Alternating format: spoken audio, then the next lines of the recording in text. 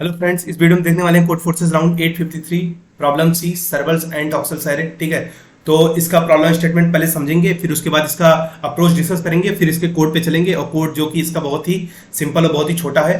ठीक है, तो बस इसमें समझने की बात है इस प्रॉब्लम को। और अगर आप वीडियो देखेंगे पूरा मतलब तो आप समझ जाएंगे इस प्रॉब्लम को अच्छे से। ठीक है, तो देखते हैं। प्रॉब्लम स्टेटमेंट दिया गया है कि हमें एक एरे दिया जाएगा। ठीक है, एक एरे दिया जाएगा जिसमें n इंटीजर्स होंगे। ठीक है, n इंटीजर्स का एरे दिया जाएगा। अब हमको क्या करना है कि एक m न्यू एरे बनाने हैं। ठीक है, न्यू एरेज बनाने हैं। अब ये एरेज कैसे बनेंगे यहां पे डिस्कस करते हैं कि जो हमें m न्यू एरे बनाने हैं। ठीक है, न्यू एरेज अब ये बनेंगे कैसे। ith एरे जो बनेगा ना, ith एरे वो बनेगा i माइनस वनथ एरे से, i माइनस वनथ एरे से बनेगा। बस उसमें एक कंडीशन होगा कि कोई एक pth इंडेक्स, ठीक है, p इंडेक्स कोई होगा जो i माइनस वन एरे का, जो हम v उसको इनिशियलाइज कर देंगे, मतलब उसको चेंज कर देंगे। pth इंडेक्स की वैल्यू जो है उसको हम v कर देंगे और हमारा जो ith एरे है वो बन के तैयार हो जाएगा। ठीक है, इसी तरह से आपको m ऑपरेशंस दिए जाएंगे। m ऑपरेशंस कैसे दिए जाएंगे, दो एलिमेंट दिए जाएंगे, एक p एक v। ठीक है, तो जो आप ith इंडेक्स पे हैं, मान लीजिए तो ith ऑपरेशन पे हैं, तो i माइनस वन एरे जो है उसका pth इंडेक्स को चेंज करके आपको v बना देना है। ठीक है, तो इसी तरह से ऐसे pi करके ऐसे pm तक दिया जाएगा और ऐसे v भी दिए जाएंगे vm तक। तो आपको क्या करना है, i माइनस वन जो है उसका pth इंडेक्स चेंज करके v बना देना है, आपको ith एरे मिल जाएगा। ठीक है, तो बस अब जब ये बोला गया है तो उसके बाद बोल रहा है कि जैसे मान लीजिए इसमें 5 एलिमेंट्स थे। ठीक है, और ऐसे मान लीजिए 3 एरे बन गया है। तो इसका बोल रहा है कि यार इन दोनों का पेयर लेगा, इन दोनों का पेयर लेंगे, इन दोनों का पेयर लेंगे। जितने भी पेयर्स हैं उनको लिया जाएगा और उनमें डिस्टिंक्ट नंबर मतलब बताना है कि यार इस पेयर में, जैसे आप इन दोनों पेयर को अगर आप ले लीजिए तो इसमें कितने डिस्टिंक्ट एलिमेंट हैं। ठीक है, वो ऐड हो जाएगा अपने आंसर में। ठीक है, आंसर एक बनाएंगे, उसमें ऐड कर लेंगे कि यार इन दोनों एरे में ना जो है कितने नंबर ऑफ डिस्टिंक्ट एलिमेंट है। डिस्टिंक्ट एलिमेंट्स किसमें, एरे AI में, मान लीजिए ARR I में और ARR J में। तो कितने इन दोनों में डिस्टिंक्ट एलिमेंट्स हैं उन दोनों को हम ऐड करते जाएंगे और ऐसे हर एक IJ के लिए करना है। ठीक है, हर एक IJ के लिए करना है। कितने एरे हैं, m+1 और 0 से। ठीक है, 1 से। ठीक है, 1 से m+1 एरे के लिए सभी दो एरे को पकड़ना है और दोनों एरे का कितना डिस्टिंक्ट एलिमेंट है उसमें वो ऐड कर देना है, वही अपना टोटल स्कोर होगा। बस इसमें कंडीशन एक चीज है कि जो ये न्यू जो एरे के एलिमेंट्स हैं, ठीक है, ये सभी के सभी क्या होंगे, यूनिक होंगे। और ऐसा ये एक एरे में नहीं है, इनिशियल एरे में, ऐसा हर कंडीशन में हर एक एरे में ऐसा होगा। ये क्वेश्चन में क्लियरली बोल दिया गया है। ठीक है, तो अगर हम क्वेश्चन को देखेंगे तो यहां पे क्लियरली प्रॉब्लम में बोला गया है। ठीक है, जैसे ये एन पेयर वाइज डिस्टिंक्ट, और बोला है कि जो न्यू एरेज बनेंगे वो भी पेयर वाइज डिस्टिंक्ट ही होंगे, मतलब पूरे n एलिमेंट्स को। और यही ये स्टेटमेंट है जो सबसे इंपॉर्टेंट है और जो प्रॉब्लम को आसान करता है। ठीक है, तो अब देखते हैं क्या करना है हमें। अब इसका प्रॉब्लम का अप्रोच हम देखते हैं। ठीक है, इसका अप्रोच हम डिस्कस अगर करें तो हमें क्या करना है कि n एलिमेंट्स हैं। ठीक है, मान लीजिए m एरेज हैं। ठीक है, m एरे हमने ऐसे ले लिया, ऐसे एरे बना दिया हमने m एरेज। ठीक, अब हमें क्या करना है, इसमें कितने एलिमेंट्स, n एलिमेंट्स, इसमें कितने एलिमेंट, n एलिमेंट्स, इसमें भी n, इसमें भी n। ठीक है, तो ये हमारे हो गए एलिमेंट्स। अब अगर हम ये कहें कि यार ये सारे एलिमेंट, हम एक बार एज्यूम करते हैं कि ये सारे एलिमेंट्स हमारे यूनिक हैं। ठीक है, ये सारे एलिमेंट्स हमारे यूनिक हैं, मतलब सभी के सभी एलिमेंट यूनिक हैं। तो कितना टोटल आंसर कितना होगा, टोटल आंसर कितना होगा, पहले तो नंबर ऑफ वेज, किसी दो एरे को सिलेक्ट करने का कितना तरीका होगा।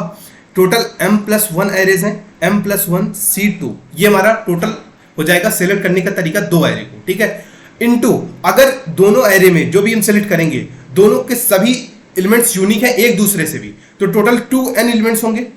ठीक है, अगर अब इसको आप खोल के देखिए तो कितना बनेगा, m+1 इंटू m अपॉन में 2 इंटू 2n, तो ये कैंसिल हो जाएगा और टोटल यहां से बन जाएगा m+1 into m into n। ठीक है, तो टोटल जो हो जाएगा वो बनने वाला है m+1 into m into n। तो ये टोटल हमारा हो गया, मान लेते हैं ये आंसर। ये कब होगा, जब हमारे पास सभी जो m एरेज हैं, ठीक है, m+1 जो एरे हैं और उसमें सभी जो नंबर्स हैं वो क्या हो, यूनिक हो। बट हमें पता है कि जब हम आयत एरे निकाल रहे हैं ना, तो i माइनस वन से ही तो बना रहे हैं आयत, और उसका एक ही इंडेक्स हम चेंज कर रहे हैं। मान लीजिए ये इंडेक्स है, ठीक है, तो इसका ये इंडेक्स ही हम चेंज कर रहे हैं यहाँ पे, और बाकी इंडेक्स तो यहाँ सेम है, ठीक है। बट हम क्या किए हैं कि जब हमने ये वाला और ये वाला लिया, मान लीजिए दो पेयर यही लिया है, तो हमने इसको भी एक यूनिक नंबर कंसीडर किया, इसको भी यूनिक, बट असली चेंज जो हुआ है सिर्फ यहां पे हुआ है, ठीक है। हमें दो यूनिक तो सिर्फ इतना को लेना चाहिए था, बट हमने ये एक्स्ट्रा ले लिया है, ये एक्स्ट्रा ले लिया है, ये एक्स्ट्रा ले लिया, ये एक्स्ट्रा ले लिया, ठीक है। तो ऐसे बहुत सारे अपने इस आंसर में हमने बहुत सारे एक्स्ट्रा नंबर हमने कैलकुलेट कर लिया। अब हमें सब्ट्रैक्ट करने की जरूरत है, क्या क्या हमने फालतू में ले लिया है। तो अब कैसे उसको सब्ट्रैक्ट कर सकते हैं, देखिए, जैसे अब उसने बोला है कि जो नंबर हमारे पास दिया गया है ना एरे का, और जो नंबर न्यू जो आने वाला है वो m+1 से बड़ा नहीं होगा, ठीक है। अब एक बार बताइए, m+1 से बड़ा होगा और छोटा होगा, और उससे 1 से बड़ा होगा, m+1 से छोटा होगा, ठीक है। तो अगर हम एक चीज कॉन्सेप्ट देखें कि अब इसमें देखिए, अगर यहां पे 4 है तो डेफिनेटली 4 कहीं और नहीं होगा इसमें। अगर यहां पे 5 है तो डेफिनेटली यहां पे 5 नहीं होगा, और अगर यहां पे 4 है तो यहां पे 4 अब नहीं हो सकता, क्योंकि उसने बोला पेयर वाइज डिस्टिंक्ट होंगे सभी एरे में। तो इसका मतलब एट अ टाइम एक एरे में कोई भी एक एलिमेंट एक ही बार आ सकता है, ठीक है। तो अब ये 4 अगर इसमें प्रेजेंट है, तो अगर यहां पे प्रेजेंट है तो इस इंडेक्स पे प्रेजेंट नहीं होगा। अगर 5 यहां प्रेजेंट है तो यहां पे अगर प्रेजेंट नहीं है, अगर यहां पे प्रेजेंट है तो यहां प्रेजेंट नहीं होगा। तो मतलब 5 एक बार है और एक बार है, ठीक है। अगर हम ये देखें कि 5 अगर 5 यहां पे है, मान लीजिए एरे है 5 यहां पे है और एक बार 5 यहां पे है, ठीक है। अगर हम दो पेयर ये ले रहे हैं तो इससे क्या फर्क पड़ता है कि 5 का पोजीशन क्या है। क्या 5 का, मेरा कहने का यही मतलब है, क्या वो वैल्यू की पोजीशन डिफाइन होती है, मतलब पोजीशन क्या, उसको कोई फर्क पड़ेगा उससे। 5 चाहे तो यहां पे हो चाहे यहां पे हो, ठीक है। अगर ये है तो जब आप इन दोनों पेयर्स को लेंगे ना, तो इन दोनों एरे को जब बनाएंगे तो उसके बाद ये ना तो 5 इसमें एक बार कंसीडर होगा, 5 एक बार, बट आपने आंसर में 2 बार कैलकुलेट कर लिया है, ठीक है, सारे यूनिक समझ करके, बट यहां पे 2 बार कैलकुलेट हो गया, तो आपको माइनस करना पड़ेगा। तो हमें क्या करना है कि सभी जो वैल्यूज होने वाली है एरे की, सभी वैल्यू का हमें क्या करना है, फ्रीक्वेंसी निकाल लें। अगर हम सभी का फ्रीक्वेंसी अगर हम निकाल लें कि यार ये मान लो इसमें एक बार आया है, इस वेक्टर में मान लीजिए इस वाले एरे में 4 एक बार आ गया, इसमें भी 4 आ गया, और कोई मान लीजिए एक एरे है इसमें भी 4 आ गया, तो यार एक एरे में, 2 एरे में, 3 एरे में 4 आ गया, तो 4 की फ्रीक्वेंसी हो जाएगी 3। इसी तरह जैसे मान लीजिए 5 एक नंबर होगा, 5 की फ्रीक्वेंसी हो जाएगी 2। इसी तरह से क्या हो जाएगा, सो ऑन, सभी का हम फ्रीक्वेंसी अगर हम सभी नंबर्स का निकाल लें। तो अब एक बार बताइए आप, जब अगर ये 4 की फ्रीक्वेंसी मान लीजिए 4 3 एरे में आ गया है, इसमें और इसमें, तो जब भी आप इन दोनों एरे को अब लेंगे तो क्या वो आंसर कितना होने वाला है, उसकी वजह से ऐड होने वाला है, सिर्फ एक ऐड होगा 4 की वजह से। बट आपने आंसर में अपने जो m+1 into m into n किए हैं उसमें 2 ऐड कर लिए हैं, बट इसमें ऐड सिर्फ एक होगा, क्योंकि ये दोनों सिमिलर है, दोनों सेम है। इसी तरह से आपने इन दोनों को भी 2 कर लिया कंसीडर, बट ये एक होगा। इसी तरह से इन दोनों को भी आपने 2 कंसीडर करना था, 1 कंसीडर कर लिया है, ठीक है।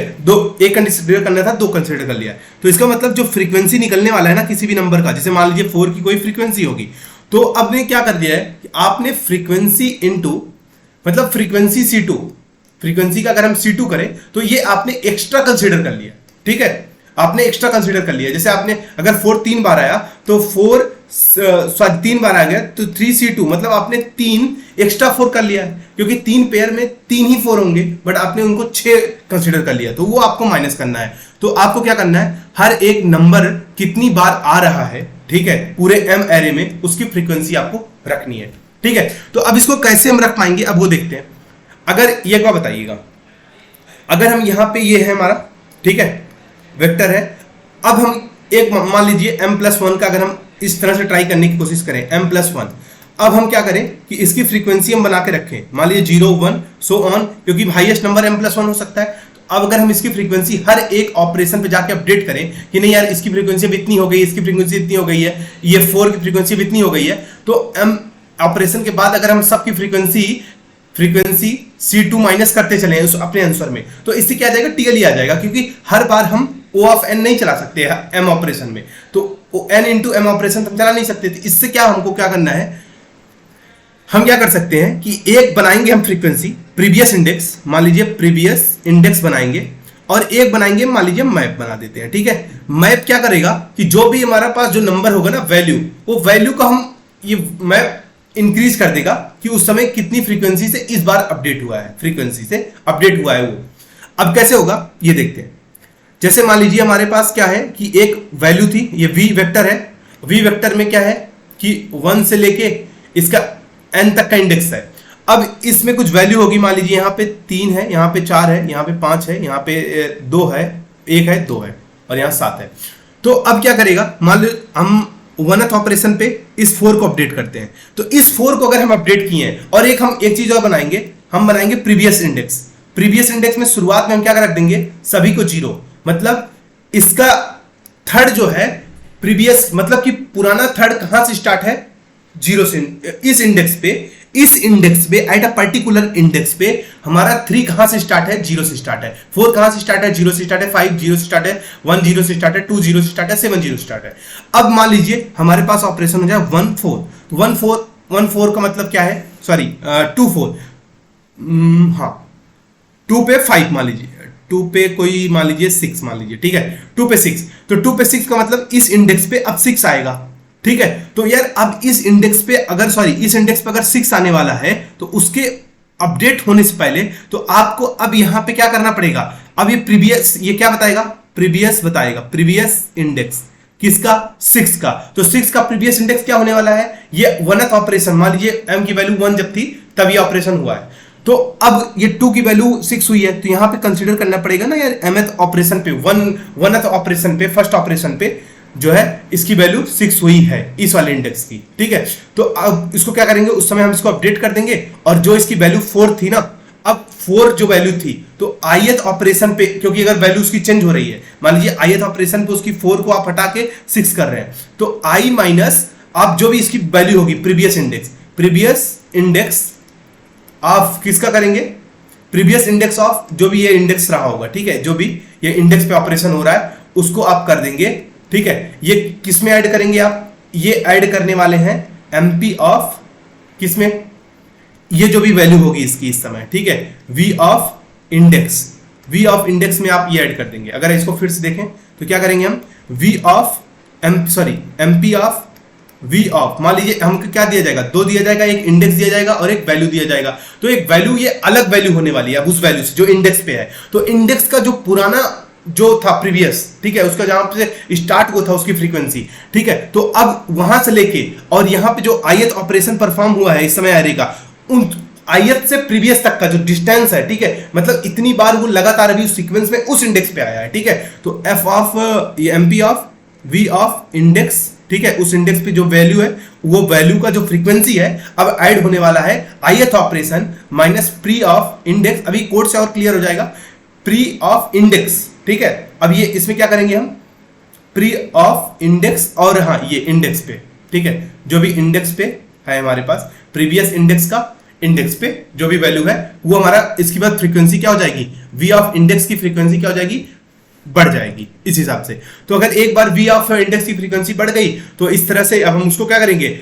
अब जो प्रीवियस इंडेक्स है उसको अपडेट भी तो करना होगा, प्रीवियस इंडेक्स को हम i कर देंगे, ठीक है। तो अगर हम इसको कोड से देखें, कोड से और क्लियर हो जाएगा, ये देखिए, तो ये m+1 ये सब हमने इनपुट ले लिया है, ठीक है। एक सेकंड इसको जूम कर देते हैं थोड़ा सा,